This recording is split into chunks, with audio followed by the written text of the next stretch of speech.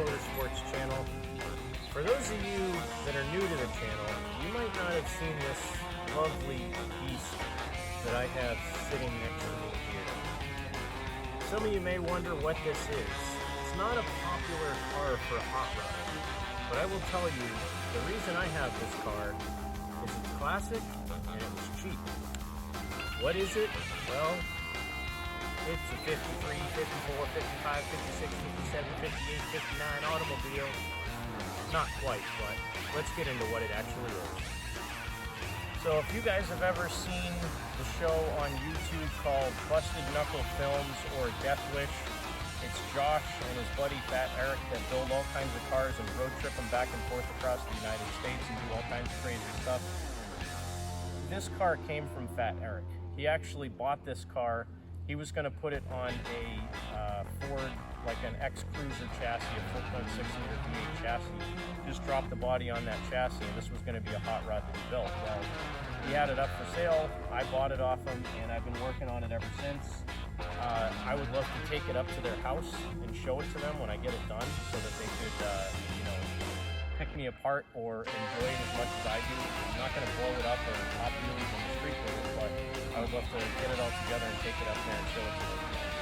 So, I think Erik lives about an hour away from me, so it's not too far away. I'd love to take it up there and show him. So for those of you that are just joining my channel, thank you for joining me. This is a project car that I've had for the last couple of years.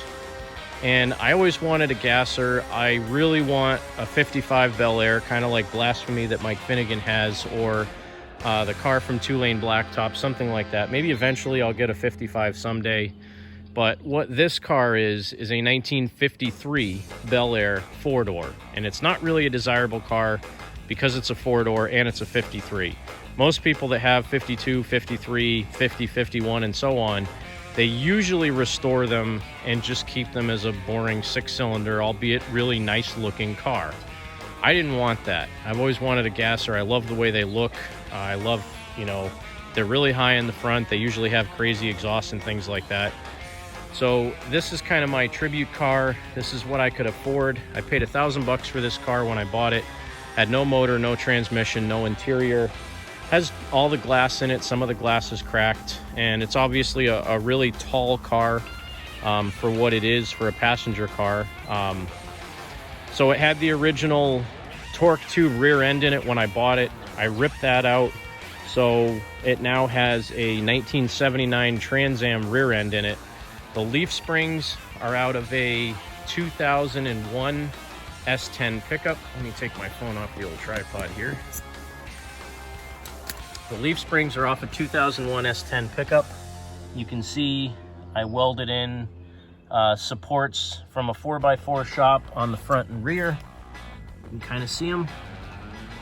So has basically stock springs from a 2001 S10, which would probably be just about the same thing as most mid-year GM small cars, or even like F-bodies or something. The springs are probably similar.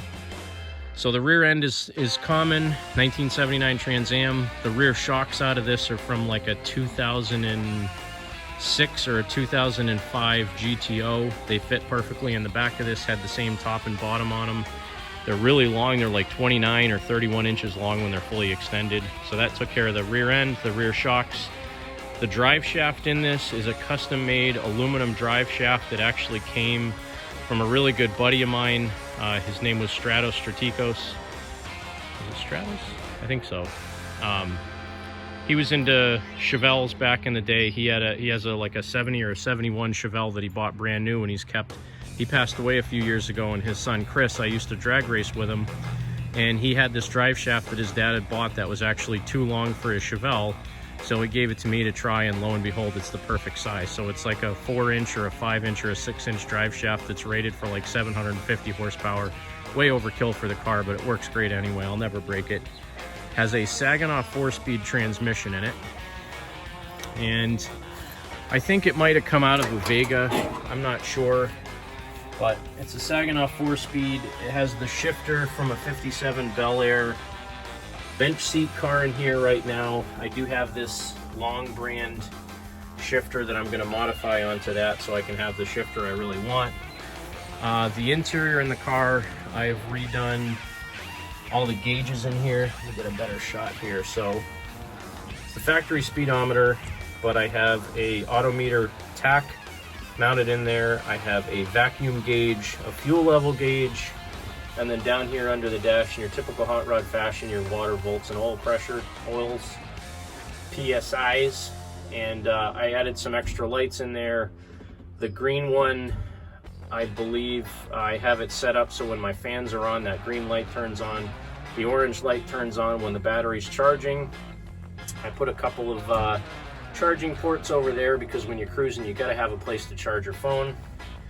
Whole bunch of toggle switches over here for ignition power, water pump, I forget what else, but a whole bunch of stuff in there. I have a Moon Eyes blue sparkly steering wheel because it's not a gasser without a sparkly steering wheel. I got these little micro switches in here for the horn and eventually for a line lock. The bucket seats, they're either Jegs or Summit. I think those are Jegs brand, but I'm not sure. I bought them off a guy up in New Hampshire, pretty cheap. And I'm still working on mounting the seats to the floor a little bit better. Right now, I have these pieces of Unistrut, which I've used in other hot rods that works really good for doing this kind of stuff. You can always just bend some sheet metal brackets around that to make it look nicer, but it allows you to be able to bolt your seat brackets and everything on there really nice and sturdy, and it's got a bunch of holes, but the floor in this car isn't really solid. You can see there's a lot of Bondo down here, so I got to grind that stuff off and weld some new patch panels in the floor. What I have in the back of the car for right now is a Jeep Wrangler seat, and it's not even bolted in. It's a little bit dirty because it's been sitting in here since last year, and great, I got rats. I hate mice. That's a new development. I hope they don't chew up my seat. That would piss me off. But there's not a whole lot to eat in this car, so anyway, back seat, Jeep seat for now. Looks ugly, but it'll be perfect. I got most of the panels for all the doors in this thing. So 79 Trans Am rear end, Saginaw 4-speed. It came out of a 69 Chevelle, the guy I bought it from. That's what he pulled it out of. I've been told it might have come out of a Vega. I'm not really sure. Got my master cylinder down there under the floor. I don't have vacuum hooked up to it yet, but I do have brakes, luckily. And again, for those of you just joining the channel, let me get the hood open here.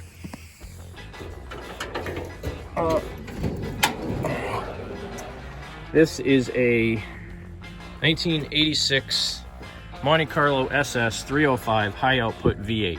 Now, again, yes, chuckle if you want, because high output in a 305 is not very much. Originally, it was probably only like 260 horsepower, something like that.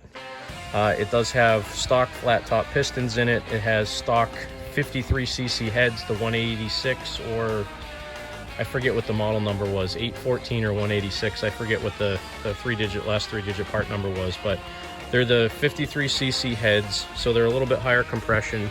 It has a Comp Cams 270H, I believe is the model, so it's a 470 lift cam with 1.5 to 1 ratio rockers, and fender well headers that I bought off eBay that when I got them, the gaskets were all chewed up, so I had to buy new gaskets and stuff, but they're really not that bad for what they are. They're stainless steel, and it ran a little bit lean the first time I started it, so that's why they're blue, but they look cool.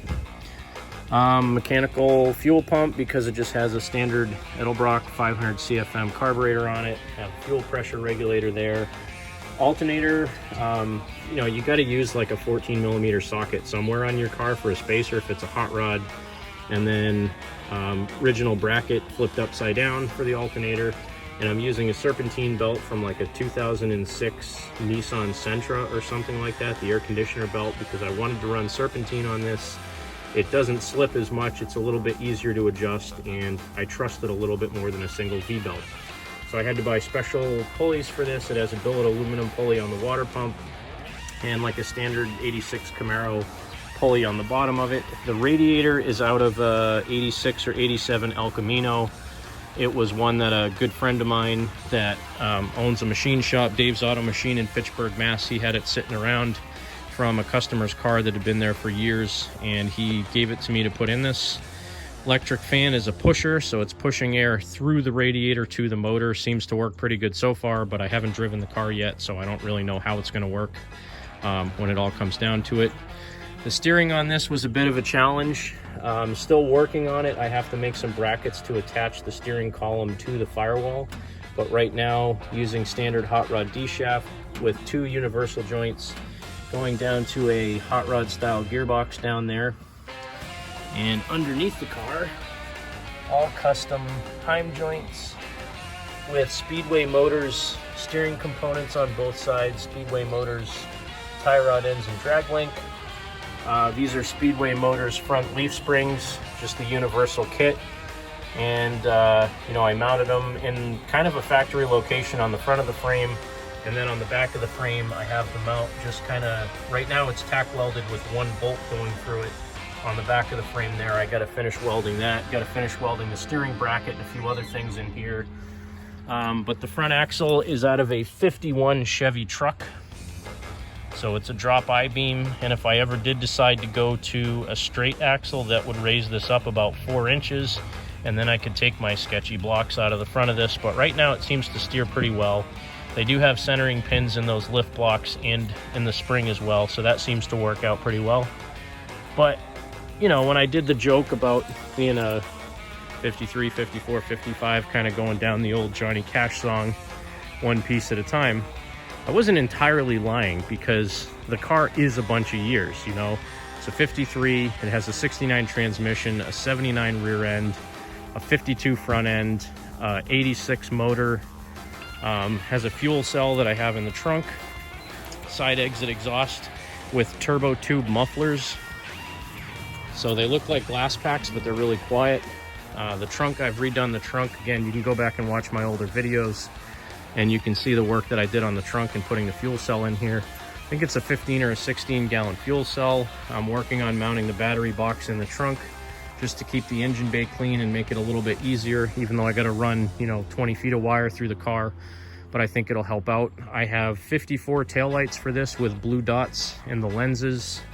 The rear bumper, I might actually try to put the original front bumper on the rear of the car, and on the front of the car I'm probably going to make either a tube bumper or something out of square tubing or something like that. But again, I want it to kind of look like a kid inherited this from his parents in the late 50s and turned it into a drag car in the 60s, and you know, either parked it in a barn and forgot about it, or raced it a couple of times and then put it away, and it was like its former glory day car. So that's kind of the look and the approach I'm taking on this car. I'm realizing the more I work on this thing, though, that in the 50s, these cars were literally put together with like sheet metal screws and barbed wire. I mean, there's so many parts to this car that are just crazy how they work. I mean, the original airbox, there was like a corrugated tube that went from this hole back to the airbox to get fresh air. I actually thought about using those 2 vents and putting hose through the firewall up to my air cleaner and making a shroud around the air cleaner to suck in cold air, which would be kind of cool. I might do that. But this is just one of those, you don't really have a kit to build these cars into gassers. The 55 through 57, they basically made everything to turn these cars into gassers. Well, 1949 to 1954, they didn't really do that. So everything I've done on this car had to be custom done. The only thing that I could really buy to do the V8 swap in this car was the motor mounts. Those are trans-dapped, I believe. And it's basically just the mount that slips over the frame. You can put 3 or 4 bolts through it or weld it on. And then you have 2 bolts going down through the top of the mount with a big rubber puck and 2 metal washers that go on both sides of the puck to keep the motor from going back and forth. The transmission mount in this car, I custom made out of DOM tubing. So I had this 1/4 inch thick steel plate. I made the plates, drilled all the holes to the original places in the frame, and then I used the DOM tubing and I welded a mount off the front of that to go catch the bottom of the transmission in the back. And there you can see that nice aluminum drive shaft.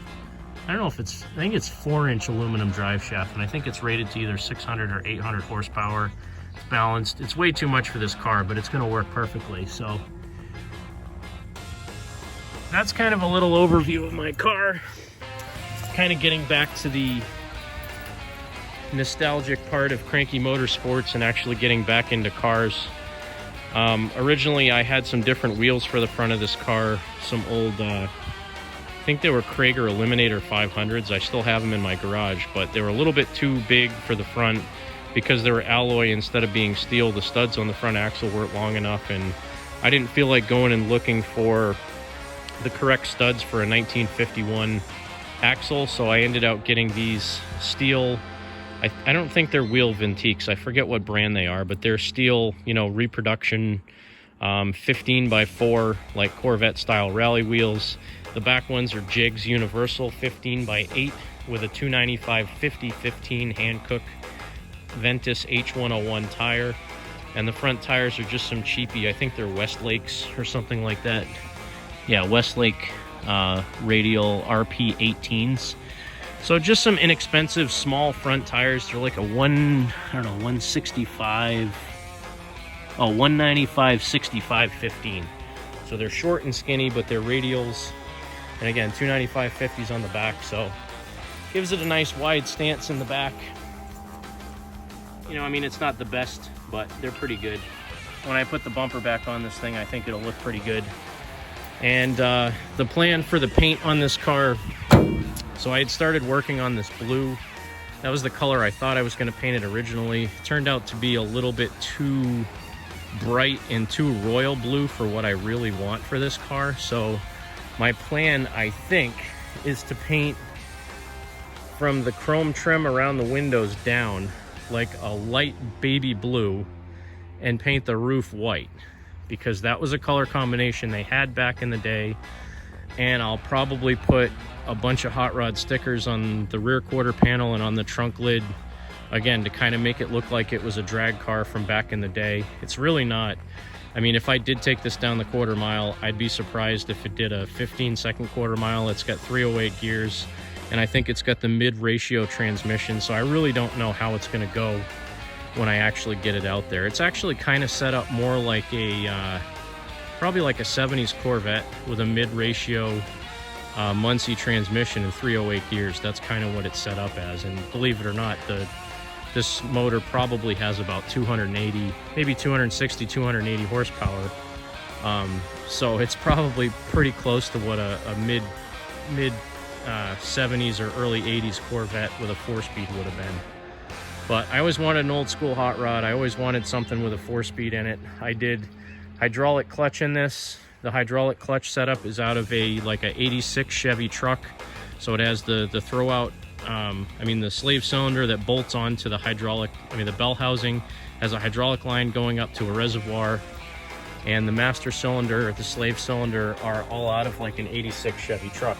So there's your master cylinder, little reservoir that I put on there. It doesn't need a whole heck of a lot of fluid. That seems to work out so far.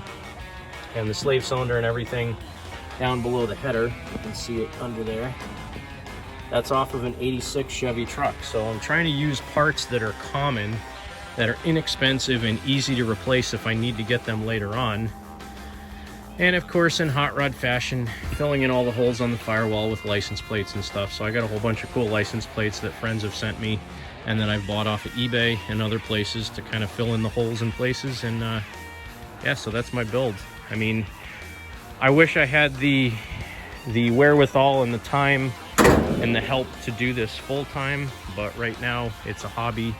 My dad years ago told me that if you work on cars for a living, you'll hate them. So he told me to get a real job and work on cars as a hobby, and you'll like them a lot more. So that's what I've been doing. I do envy guys like Mike Finnegan and Vice Grip Garage for being able to do this full time. And you know, everybody I think should do something that they love in life. But for now, I have a really good job and it pays for my hobby, so I'm not going to complain about it. And I will take my time and build this. I hate long-term projects. This has already been over 2 years since I started working on this, and I went into it headlong when I first started, and I spent a bunch of time working on it last year as well. But it's like everything else. I don't have infinite time or infinite money, so I pick a little bit at a time. This year I really wanted to get this thing running and driving and on the road, so I guess we'll see where that goes from here on out. But I mean, it does run, it drives, it stops, it turns. It's not roadworthy yet. My welder is kind of taking a dump. I really need to get a better welder, so I might have to sell some more tractors and stuff to make up some funds so I can buy a welder. I mean, it's only like 500 bucks, but for me, I don't always have 500 bucks sitting around. That's going to be an update for the Bel Air today. It's probably repetitive for a lot of you that have seen my channel, but for those of you that are new to the channel, and there has been quite a few of you, not everybody goes back and watches the old videos. So there's an update on this 1953 Bel Air. Thanks for watching Cranky Motorsports. God bless America. Have a great day.